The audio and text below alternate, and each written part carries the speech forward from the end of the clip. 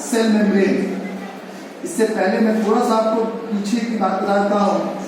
मैंने आपको बताया था कि जो सेल होता है, तो सेल के अंदर जितने भी ऑर्गेनेल्स होते हैं, उन सारे ऑर्गेनेल्स को यदि हम डिवाइड करें तो उसको ब्रॉडली हम दो भागों में डिवाइड कर सकते हैं।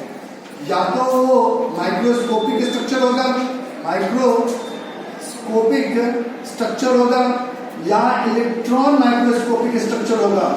इलेक्ट्रॉन माइक्रोस्कोपिक स्ट्रक्चर होगा।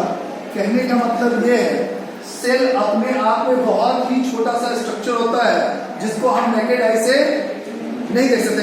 It can not be visible by the naked eye. So to see the cells we take the help of the microscope और not. Microscope is a device which magnifies anything. कोई भी चीज जो उसके नीचे डालोगे उसको मैग्नीफाई कर देगा, मतलब उसको लार्ज कर देगा। So if the size is so small which cannot be seen through the naked eye, then if you magnify them, then we can see through, or we can see the image of that particular object or not. तो उससे हमें सब detail मालूम चल सकता है। तो जितने भी सेल के ऑर्गेनेल्स होते हैं उनको कुछ तो आपको माइक्रोस्कोप के अंदर दिखाई दे देगा। जो कंपाउंड माइक्रोस्कोप आपके लैब में है उसमें आप देख सकते हैं। तो उसमें क्या क्या दिखाई देगा? या तो वो सेल वॉल जो है बाहर वाला, और सेल मेम्ब्रेन जिसे हम कहते हैं, सेल वॉल और सेल मेम्ब्रेन दिखाई देगा, न्यूक्लियस दिखाई देगा, साइटोप्लाज्म दिखाई देगा। ये केवल वो स्ट्रक्चर है जो माइक्रोस्कोप में आपको दिखाई देगा। यदि मान लीजिए आपने प्लांट का एक कोई पिल निकाला, ट्रांसपेरेंट लेयर निकाला, और उसको माइक्रोस्कोप के अंदर देखोगे तो माइक्रोस्कोप के अंदर तुम्हें कुछ इस तरह के स्ट्रक्चर दिखाई देंगे, कुछ इस तरह के स्ट्रक्चर दिखाई देंगे। तो और इसके बीच में ऐसे एक डार्क स्पॉट दिखाई देगा। तो ये जो है, this is it is a plant, so it will be having the plant cell और नॉट। ठीक है। Even you can take out the cheek cells and you can see them into the microscope.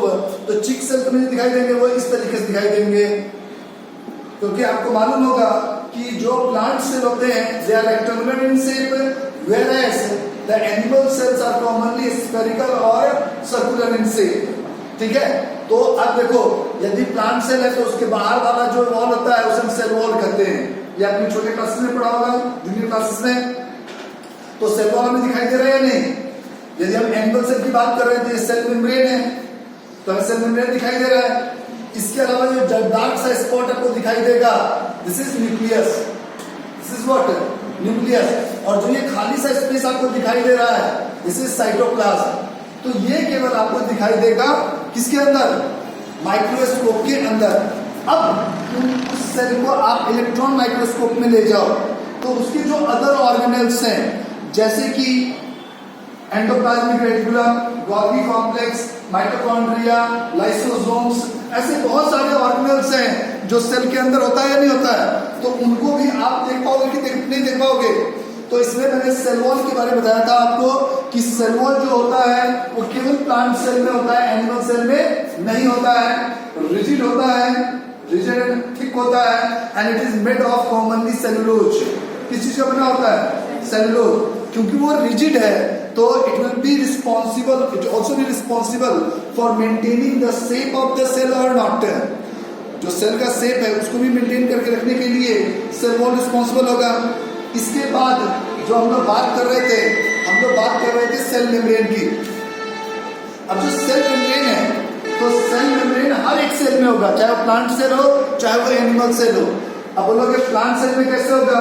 जैसे मान लीजिए ये एक plant cell है, ये एक प्लांट सेल है, तो इसके अंदर में एक ऐसे अंदर में एक मेम्ब्रेनस लेयर होता है। So that will be called as plasma membrane और सेल मेम्ब्रेन और नॉट।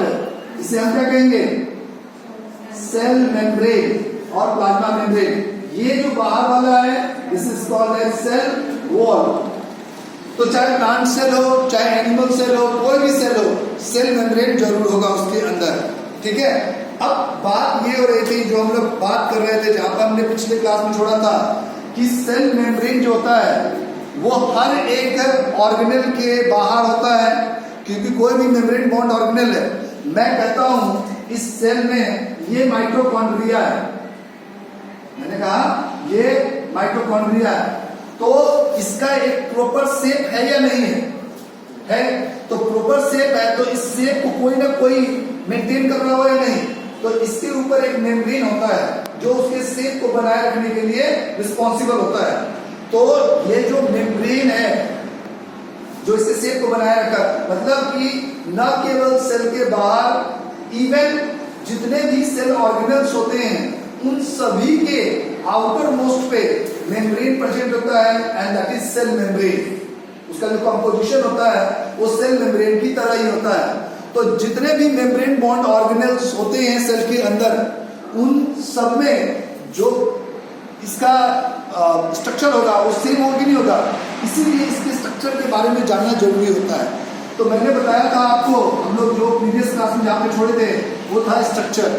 तो मैंने बताया था कि सेल मेम्ब्रेन के बारे में अलग अलग स्ट्रक्चर दिए गए हैं, लेकिन उन सभी में जो सबसे ऑथेंटिक और सबसे मोस्ट एक्सेप्टेड मॉडल है, मोस्ट एक्सेप्टेड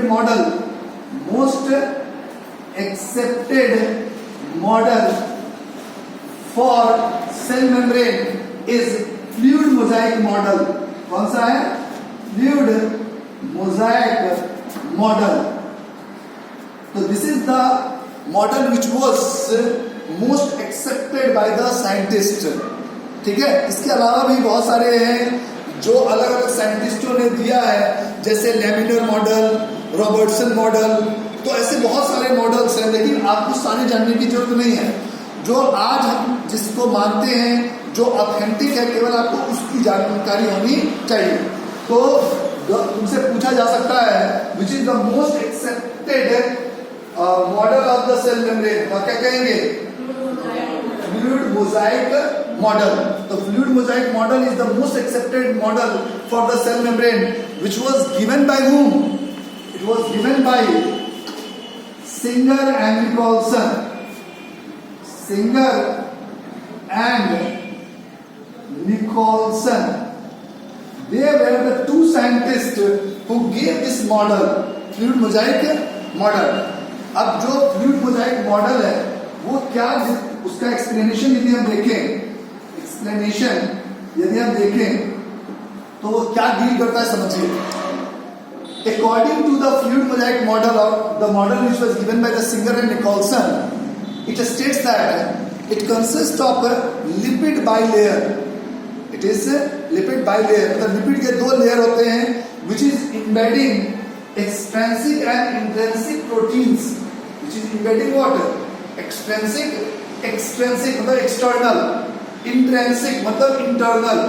तो वो दो तरह के प्रोटीन को कंसिस्ट करके बनता है, जिसमें एक्सटर्नल प्रोटीन और इंटरनल प्रोटीन प्रेजेंट होते हैं along with small chains of the carbohydrate. This is the model which was given by Singer and Nicholson. तो यदि मैं इसका स्ट्रक्चर ड्रॉ करूं तो कैसा स्ट्रक्चर होगा ये देखिए।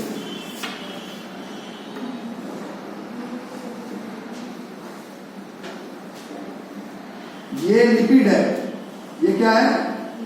Lipid.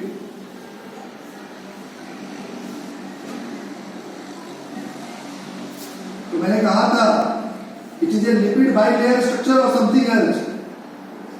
It is a lipid bilayer structure, हाँ या नहीं? अब इसमें समझना कैसे होता है, ये लिपिड का स्ट्रक्चर बना रहा हूं मैं।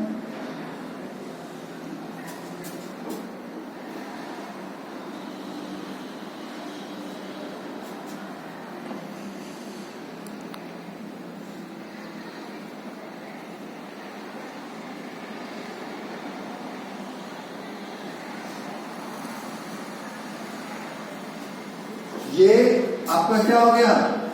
लिपिड। ये लिपिड हुआ, ये लिपिड हो, लिपिड बाय लेयर हो गया।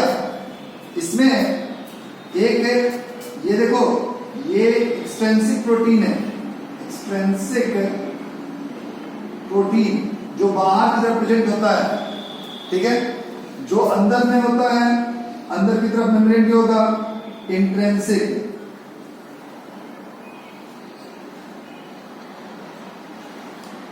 इंट्रिंसिक प्रोटीन, और इसके ऊपर कुछ इस तरीके का कार्बोहाइड्रेट के चेन प्रेजेंट होते हैं। ये क्या है?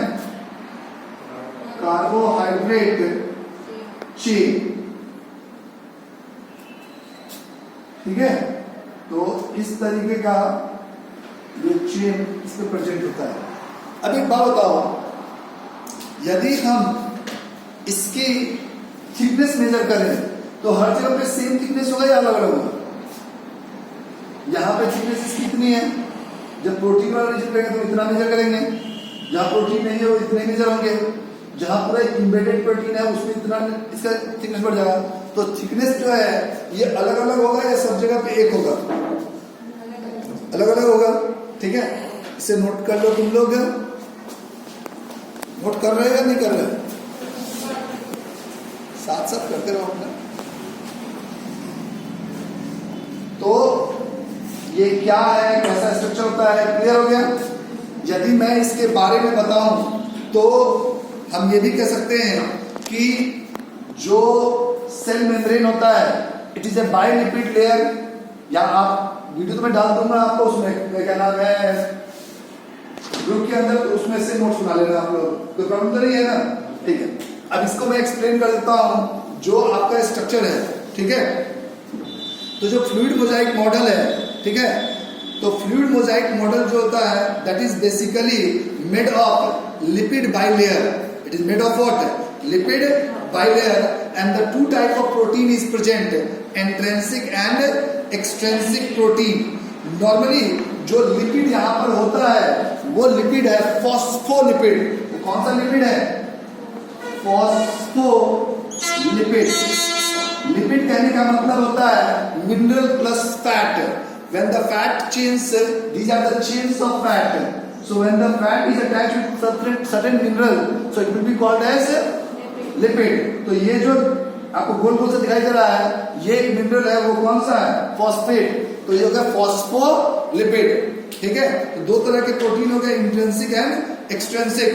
जो इंट्रिंसिक प्रोटीन होगा that will be completely embedded inside the layer, whereas extrinsic protein is embedded outside or external surface of the lipid membrane or not. In this, certain proteins are embedded in such a way that it appears that some iceberg is embedded into the membrane. ऐसा लगता है जैसे कि कोई iceberg उसके अंदर फंसा हुआ है। ठीक है, so this is the structure of cell membrane. अब एक बात समझिए, यहां पे जो प्रोटीन होता है that will B allowing the hydrophilic molecules. क्योंकि ये लिपिड है, फैट है, तो आपको मालूम होगा फैट जो होता है वो हाइड्रोफोबिक होता है। समझ में आ रहा है नहीं? हाइड्रोफिलिक हाइड्रोफोबिक समझ में आता है? बोलोगे भी नहीं तो कैसे काम चलेगा? अरे कोई नहीं समझ में आ रहा तो बोलो तो सही। सर ये वर्ड नहीं समझ में आया। हाइड्रो, हाइड्रो का मतलब क्या होता है? कोई भी मॉलिक्यूल होता है वो दो तरह का होता है, या तो वो हाइड्रोफिलिक होगा या हाइड्रोफोबिक होगा। हाइड्रोफोबिक, हाइड्रो मतलब होता है वाटर, हाइड्रो का मतलब वाटर, फिलिक मतलब अट्रैक्टिंग। ठीक है, हाइड्रो का मतलब क्या होता है? वाटर। फोबिक मतलब फोबिया, फोबिया का मतलब क्या होता है? डर। Very good. तो हेटिंग। तो एक मॉलिक्यूल होता है जो वाटर लविंग होता है, वाटर अट्रैक्टिंग होता है, जो पानी में घुल जाता है, और एक होता है जो पानी में नहीं घुलता है। जितने भी सब्सटेंसेस तुम्हारे नेचर में मिलते होंगे या तो पानी में घुलेंगे या पानी में नहीं घुलेंगे। जो पानी में नहीं घुलते हैं वो ऑर्गेनिक सॉल्वेंट में घुलते हैं। ठीक है, तो उन्हें हम कहते हैं हाइड्रोफोबिक, और जो पानी में घुल गए वो हाइड्रोफिलिक। ठीक है, तो एक बात बताओ, ऑयल है, फैट है, उसको पानी में कितने देर में मिलाओ, क्या वो मिल जाएगा? नहीं। तो वो हाइड्रोफिलिक हुआ या हाइड्रोफोबिक हुआ? वेरी गुड, वो हाइड्रोफोबिक हुआ। तो एक बात बताओ, यहाँ पर लिपिड बाइलेयर है, तो ये कोई हाइड्रोफिलिक मॉलिक्यूल को अंदर जाने देगा? नहीं। ये केवल हाइड्रोफोबिक मॉलिक्यूल को जाने देगा। हाइड्रोफिलिक मॉलिक्यूल जो है वो इस इम्बेडेड प्रोटीन के थ्रू जाएगा। तो जो मेम्ब्रेन होता है जैसे सेल है, तो सेल के अंदर मॉलिक्यूल्स अंदर और बाहर होते हैं या नहीं? तो जो अंदर और बाहर होते हैं वो या तो मॉलिक्यूल हाइड्रोफिलिक होगा या हाइड्रोफोबिक होगा। यदि हाइड्रोफिलिक है तो वो इस इम्बेडेड प्रोटीन के थ्रू मूव करेगा, और हाइड्रोफोबिक है तो वो इस लिपिड बाइलेयर के थ्रू पास करेगा।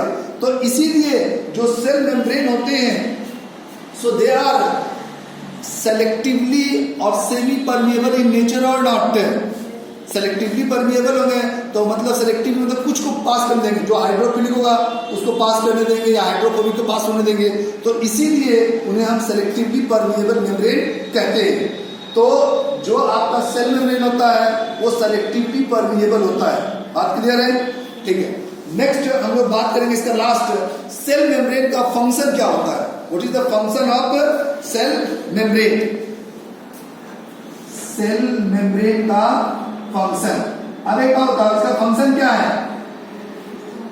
जो आइडेंटिटी है, इंडिविजुअलिटी है सेल का, उसको मेंटेन करता है या नहीं? जैसे मैंने कहा कि एनिमल सेल में कोई सेल वॉल नहीं होता है, सेल मेम्ब्रेन होता है। जैसे ये एक आपका क्लास है, तो इस क्लास की इंडिविजुअलिटी कैसे है? Because of these four walls. यदि ये फोर वॉल्स हट जाए तो क्या इस क्लास की इंडिविजुअलिटी रहेगी? नहीं। तो individuality of the cell is maintained by the cell membrane और नॉट। इसके अलावा सेल के शेप को भी मेंटेन रखने के लिए सेल मेम्ब्रेन रिस्पॉन्सिबल है या नहीं है? है। मान लो छोटे मोटे जर्क लगता है या इंजरी होती है तो उसको बचाने के लिए भी सेल मेम्ब्रेन इफेक्टिव है या नहीं? तो it also protect from the cell injuries और नॉट। इसके अलावा it has got channels through which the molecules can move in and out, means the information can come in and information can go out, then only the cells will be working in a coordinated manner or not। एक बात बताओ, जब तक information cell के पास आएगा नहीं, cell से information जाएगा नहीं, तो क्या वो एक कोऑर्डिनेटेड मैनर में वर्क कर पाएंगे? नहीं। तो ऐसा नहीं होता। तो हर सेल अपना अपना काम करता, तो कोई फंक्शन हमारी बॉडी के अंदर परफॉर्म हो पाता? नहीं। हमारे बॉडी के अंदर कोई भी फंक्शन परफॉर्म हो रहा है तो उसका सीधा सा कारण ये है कि जो आपके बॉडी के अंदर जितने भी सेल्स हैं, all of them are working in a proper coordinated manner और नॉट। और प्रॉपर कोऑर्डिनेशन के लिए इंफॉर्मेशन का आना और इंफॉर्मेशन का जाना जरूरी है या नहीं है? ठीक है। तो ये सारे काम जो होते हैं वो कौन करता है? Cell membrane. अब यहाँ पे एक बात और समझिए, मैंने कहा कि जो मॉलिक्यूल्स होते हैं वो सेल मेम्ब्रेन से मूव करते हैं इन एंड आउट। तो जो मूवमेंट होता है वो मूवमेंट कहो या जो ट्रांसपोर्ट होता है वो दो तरीके से होता है सेल मेम्ब्रेन के अंदर। या तो वो पैसिव मेथड होगा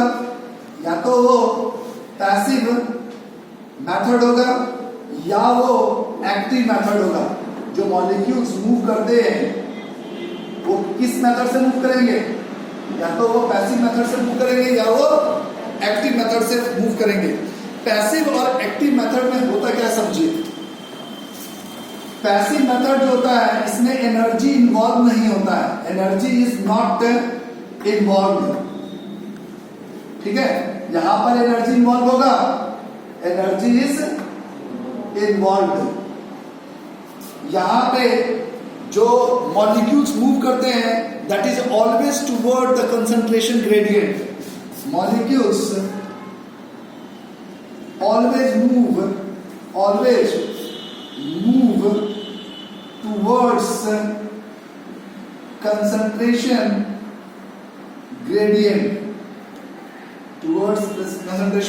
ग्रेडियंट, जैसे कि कंसंट्रेशन ग्रेडियंट को समझो। वैसे मान लीजिए कि मैंने 2 ग्लास लिया, ठीक है, इसमें मैंने 2 पानी कितना लिया दोनों में, इसमें मैंने 3 चम्मच चीनी डाला और इसमें केवल मैंने आधा चम्मच चीनी डाला। तो जो शुगर का कंटेंट होगा वो ए में ज्यादा होगा या बी में ज्यादा होगा? ए में ज्यादा होगा। ठीक है, इसमें किसी को डाउट है? ठीक है, अब क्या किया आपने, इन दोनों को एक पाइप से मैंने कनेक्ट कर दिया, इन दोनों ग्लासेस को मैंने एक पाइप से कनेक्ट कर दिया। तो क्योंकि दोनों के पानी का लेवल एक है, लेकिन शुगर कंटेंट अलग अलग है या सेम है? अलग अलग है। तो इसमें क्या होगा, जो शुगर के पार्टिकल्स हैं वो मूव करना शुरू करेगा कि नहीं? तो यहां जो शुगर के पार्टिकल मूव कर रहे हैं उसके लिए कोई एनर्जी मॉलिक्यूल लग रहा है, हाई कंसंट्रेशन है यहाँ पे, यहाँ लो कंसंट्रेशन है, मतलब कंसंट्रेशन ग्रेडियंट प्रिवेल कर रहा है। So due to this concentration gradient the molecules will move from A to B or not, and this movement will continue till the solute level do not become equal. दोनों की मिठास जो है वो बराबर नहीं रहती है, तब तक मॉलिक्यूल मूव करते रहेंगे या नहीं करते रहेंगे। तो कॉमनली इस प्रोसेस को हम कहते हैं डिफ्यूजन, जो आप जानते हो। तो कॉमनली इसे क्या कहते हैं? डिफ्यूजन। तो हम लोग पैसिव मेथड की बात कर रहे थे, और पैसिव मेथड में इसका एग्जाम्पल क्या हो गया? Diffusion, osmosis. ये जो मेथड्स हैं ये पैसिव मेथड्स है या एक्टिव मेथड्स है? पैसिव मेथड्स है। इसके अलावा जो एक्टिव मेथड्स होते हैं इनमें molecule against the concentration gradient move करता है। इसमें मॉलिक्यूल कहां से किधर मूव करता है? Against the concentration gradient. अब मान लीजिए कि मॉलिक्यूल को इधर से उधर जाना है, तो इधर एनर्जी लगाओगे, फोर्स लगाओगे तभी तो उधर जाएगा, या बिना कुछ एनर्जी लगाए चला जाएगा? एनर्जी लगाना बहुत जरूरी है। तो इसका एग्जांपल हो जाएगा फैसिलिटेटेड डिफ्यूजन। जब आप उसको फैसिलिटेट करते हो, ठीक है, तो ये दो तरह के मेथड्स होते हैं। इनके थ्रू मॉलिक्यूल जो होता है वो सेल मेम्ब्रेन के इन एंड आउट मूव करता है। आया समझ में यहां तक? अब सवाल यहां पर यह है कि जो डिफ्यूजन है, ठीक है, इसमें डिफ्यूजन है पैसिव मेथड में, तो डिफ्यूजन को यदि डिफाइन करना हो तो हम कैसे डिफाइन करेंगे?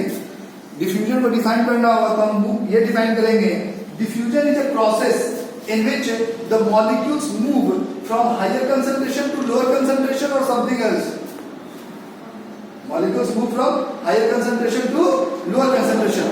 For example, मान लीजिए ये रूम में बंद कर दूं, खिड़की उड़की लगा दूं, और यहां पर मैं एक अगरबत्ती जला दूं, थोड़ी देर बाद धीरे धीरे उसकी स्मेल पूरे रूम में आ जाएगी या नहीं आ जाएगी? क्यों आ गई? क्योंकि जब मैंने यहां पर एक अगरबत्ती जलाया तो उससे क्या हुआ, उससे जो धुआं निकला, so that is containing a particular fragrance और नॉट है। तो वहां पे उसके धुएं में वो फ्रेग्रेंस ज्यादा अमाउंट में होगा या कम अमाउंट में होगा?